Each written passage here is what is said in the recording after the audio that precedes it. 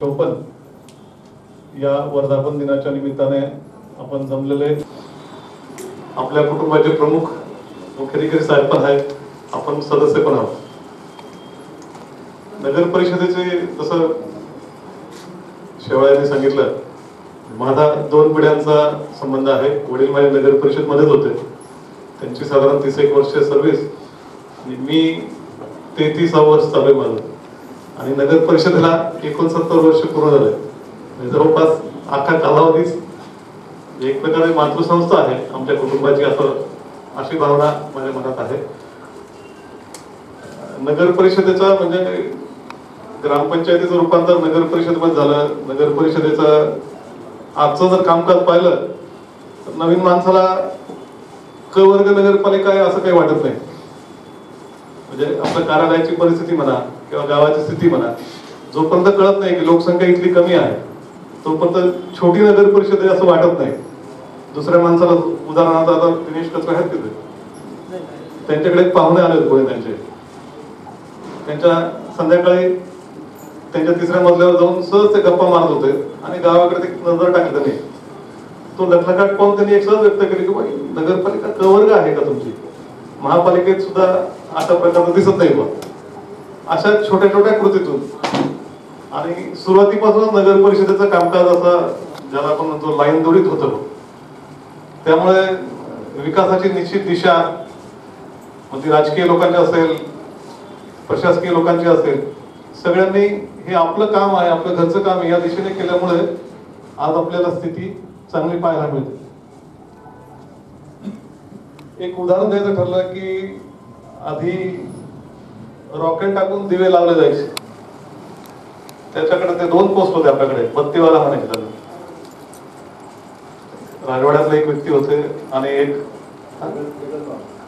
त्यांच्याही आधी होते बरोबर. तर त्या लोकांनी लावलेलं बीज आज आपण रॉकेटच्या दिव्यावर एलईडी दिव्यावर आलो. पाणी पुरवठ्याची अवस्था पाहिली, एकच टाकी होती 7 लिटरची, मात्र 3 वेळा पाणी यायचं तर.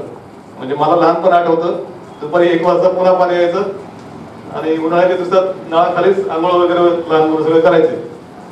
लोकसंख्या कमी होती आणि त्यावेळेला पाणी जास्त होतं. तर त्या ठेंगोड्याच्या पाणी पुरवठा योजनेचं आता पुनः प्रकल्प वगैरे इथपर्यंत विकास झाला. टोपली संडासांची व्यवस्था होती पूर्वी आपल्याकडे. म्हणजे एक ट्रॅक्टर त्याच्यावरचे सगळे ते कामगार, म्हणजे नीट जर पाहिलं तर खूप खराब काम होत तसे, पण ते सुद्धा नगरपालिकेच्याच वाटायला. असं एक स्थिती तर बदलत गेली, कायदे बदलत गेले, आपण विकसित होत राहतो. या स्थितीपर्यंत आलो आहोत, याच्या पुढेही जाणार आहोत. तर मला एक अपेक्षा व्यक्त करायची आहे की आपापल्या डिपार्टमेंटची, आपापल्या डिपार्टमेंट प्रमुखाने आणि त्यांच्या कर्मचाऱ्यांनी त्या डिपार्टमेंटची स्थापनेपासून तर आजपर्यंत थोडा इतिहासाचे काही पॉइंट्स काढून घ्यायचे. कारण 75 वर्ष आपल्याला लवकरच पूर्ण होणार आहे. हिरक महोत्सव आपण साजरा केला होता, सुवर्ण महोत्सव साजरा केला होता. तर नगरपालिकेची वाटचाल कशी होत आली हो, जसं मी सांगितले छोटं उदाहरण की एक बत्तीवाला म्हणून जे म्हणायचे, तर ते रॉकेटचे दिवे, पहिले दिवे किती होते? 5च दिवे होते सटारा. आणि ते काचेचे त्रिकोणी आकाराचे ते कंदील, त्याच्यामध्ये रोज ते दिवे लावायला वगैरे 5 ठिकाणी स्वतः फिरून करायचे.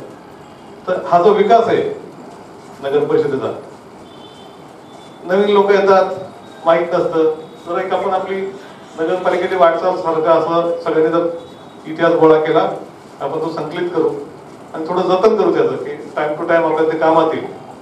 सुवर्ण महोत्सव साजरा करताना त्या कार्यक्रमाचं म्हणजे आपण एक स्मरणिका तयार केली होती, जिचा कार्यकारी संपादक मी होतो, म्हणून मला एक सगळं आठवतं.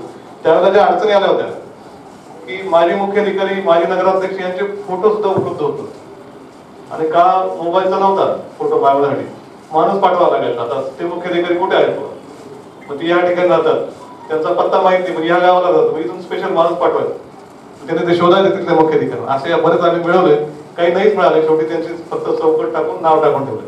तर आता आपल्याकडे भरपूर साधनं आहेत. थोडासा वेळ काढून एक नगर परिषदेचा हिस्ट्री आणि जी पुढे आपण जोपर्यंत आहोत तोपर्यंत पुढे आपल्या पिढीला तर सुपूर्द करायचंय की जेणेकरून तो, नाहीतर काय होईल, समजा ही पिढी गेली तर पुढच्या पिढीला कदाचित ते काहीच मिळणारच नाही. जसं सटाण्यात पहिला हातपंप आला होता, तर हातपंपाचं उद्घाटन यशवंतराव महाराज मंदिराजवळ त्यावेळेचे पंडित धर्माजी पाटील, त्याच्यानंतर माधव सर, बाळासाहेब जगन्नाथ, म्हणजे हे 3 नगराध्यक्ष होते त्यावेळेला. तर ह्या छोट्या छोट्या जरी गोष्टी आहेत, परंतु त्या गावाच्या इतिहासाच्या दृष्टीने महत्वाचे वाटतात मला. तर योग्य सगळ्यांनी साथ दिली तर याची चांगली स्मरणिका ज्याला आपण म्हणतो तशी तयार होऊ शकेल. जे सगळ्यांचे चेहरे थोडेसे असे काय भाव आहेत ते कसं करायचं, सुरुवात करा होईल, माहिती मिळत जाईल. जुने लोक आज पण जिवंत आहेत, त्यांना काही विचारता येतील. प्रत्येक डिपार्टमेंट जशाची करा, संगणक विभाग निघून झाला आहे, तर ही सटाणा नगर परिषद आधी फक्त एकच संगणक असेल, मग 2 झाले, याचा निश्चित काही ना काही आपल्याला मिळेल ही एक अपेक्षा व्यक्त करतो की जेणेकरून आपला पूर्व इतिहास ज्यांना माहिती आहे तेच इतिहास घडवू शकतात. म्हणून तो एक पहिल्यांदा गोळा करू आणि नवीन याच्या पुढे आपल्याला आणखीन काही सुधारणा करायचं आहे. तर काही पर्टिक्युलर गोष्टी आपण लक्षात ठेवू की कुठलीही गोष्ट करताना मिनिमम खर्चात कशी करता येईल, आपल्याला मॅक्झिमम आउटपुट कसं देता येईल, हा एक विचार सगळ्यांनी घ्यावा. असा संकल्प या वर्धापन दिनाच्या निमित्ताने सगळ्यांनी करूया. 70 वर्ष पुढच्या वर्षी पूर्ण होतील. 70 वर्षामध्ये गाव आधी फक्त 2 दर्जांच्या मध्ये होतं. एक चावडीजवळ दर्जा होता आणि पुढे मला वाटतं इकडे पोलीस चौकीच्या जवळ तेवढ्या याच्यातच होतं आणि उंच ठिकाणी होतं. म्हणजे आज जे महादेव मंदिर आहे चावडीवरचं, जर टोपोग्राफी सीट पाहिलं आपलं तर सटाण्याचं सगळ्यात उंच ठिकाण आहे. आपल्याला जाणवत येते, परंतु चावडीवरच्या पुढे म्हणजे यशवंतराव महाराज महालक्ष्मी मंदिराकडे जाताना जे महादेवाचं मंदिर लागतं ते सटाण्यातलं सगळ्यात उंच ठिकाण आहे. चौकाबर्डी वगळता, चौकाबर्डी हे नंतर आलं, आधी ते म्हणजे याच्यात होतं शेतीमध्ये. तर तेवढ्या 2 दर्जांमध्येच गाव होतं. आजही कोणी व्यक्ती मृत पावला तर मग ते दर्जा क्रॉस करून किंवा घेऊन जायचं ही प्रथा असल्यामुळे 2-4 गल्ल्या फिरून आजही अंत्ययात्रा वगैरे निघते. ती पूर्वीची छाप असल्यामुळे तसा प्रभाव. आज दर्जा नाही शिल्लक, दर्जाचे फोटो पण नाही शिल्लक आपल्याकडे. 9/9/69 ला पूर आला होता, त्याच्या मार्किंग काही ठिकाणी केलेल्या होत्या. मध्ये त्या गोष्टीला 50 वर्ष पूर्ण झालं, आपण त्या मार्किंग पुन्हा लिहिले होत्या ऑइल पेंटने.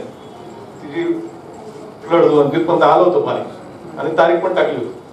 तर ते आता दिसायला म्हणजे मिटल्यासारखं वाटतंय. त्याचे काही फोटो आपल्याकडे उपलब्ध आहेत 69च्या पुराचे. म्हणजे यशवंतराव महाराजांचं मंदिर सुद्धा खालचा मजला पूर्ण पाण्यात होतं. इतक्या हाईटचं पाणी होतं, म्हणजे आज एक मजला इतकं पाणी म्हणजे गावात कुठेपर्यंत पाणी असेल. तर ह्या छोट्या छोट्या गोष्टी आहेत, त्या आपण थोडं संकलित करू, लायब्ररीकडे जमा करू, म्हणजे ओघाने येईल आणि तुमच्या नावानेशी आपण ते जतन करू, जेणेकरून तुम्ही नसाल पण तुमचं नावाने ते जतन राहील पुढच्या अशा हिशोबाने. ही एक अपेक्षा व्यक्त करतो आणि खूप चांगल्या कामाच्या दृष्टीने एक संकल्प करू आपण. नगर परिषदेचं नाव चांगलं आहे म्हणून थांबून जाण्याचा अर्थ नाही, कारण म्हणजे समाधानी राहायला पाहिजे, पण तू थोडं कुठेतरी असमाधानी पण पाहिजे, तरच विकास होतो.